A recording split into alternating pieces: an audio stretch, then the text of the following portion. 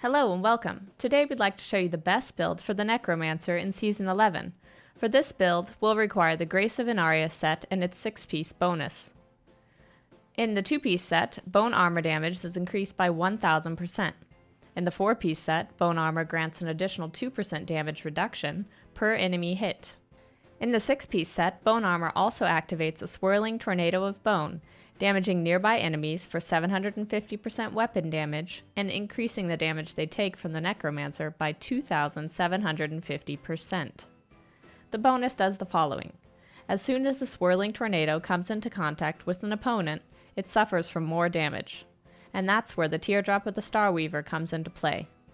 Because the enemies suffer from 2750% more damage, it also affects our legendary gemstones, like the Teardrop. Because of that, it damages the enemies by another 100 billion. Additionally, we're also healed by the Teardrop. Alongside the swirling tornado and the legendary gemstones, in this build we'll also use Corpse Lance. That's how we take advantage of previously conquered enemies in order to vanquish new ones. The huge advantage of Corpse Lance is that it doesn't cost us any resources, like life or essence. The downside is that we can only apply Corpse Lance if we're already surrounded by dead enemies.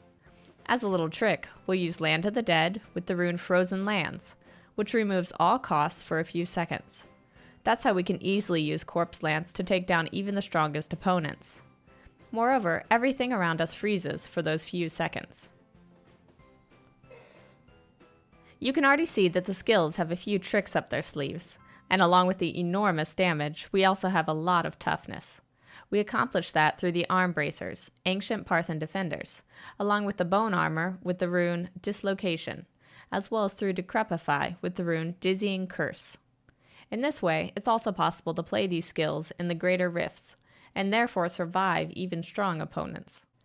Especially at the end against the Rift Guardian, we're well equipped to strike him down in an instant. Now let's glance at the skills and items. We'll start with the skills. As I already mentioned, we'll receive our hardiness from the talents, bone armor, and Decrepify. We'll require Grim Scythe to deploy hexes. Our 6-piece bonus, in combination with the legendary gemstones, and of course Corpse Lance, will enhance our damage with this build. We'll also need Blood Rush with the rune Potency, for positioning and a little more toughness. As passive talents, we should choose Blood is Power, Spreading Malediction, Stand Alone, and Overwhelming Essence. Overwhelming Essence becomes especially more important through the weapon Relena's Shadowhook. This causes the essence to be further morphed into damage. We also choose the essence from the Paragon points so that we can increase our damage. And now we've come to the required items for the best build. Along with the full Grace of Inarius set, we absolutely require the arm bracers, ancient Parthen defenders, which take care of the toughness in this build.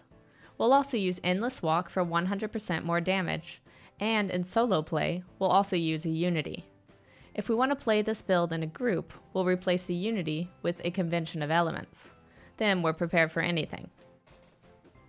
Now that we've checked everything off the list, let's take a look at Kanai's Cube, where we use Tragul's Corroded Fang, Aquila Cuirass, and Crisban's Sentence. As for legendary gemstones, we'll use Mirinae, Teardrop of the Starweaver, scaling the damage directly with the set, Bane of the Trapped, increasing the damage even more, and Pain Enhancer, raising the attack speed and generating more hits by Teardrop of the Starweaver. Now we're just about done, so just one more vital tip. Check the link where we have the best in slot list and the talents recapped for you again. Thanks for watching, and don't forget to subscribe. Until next time!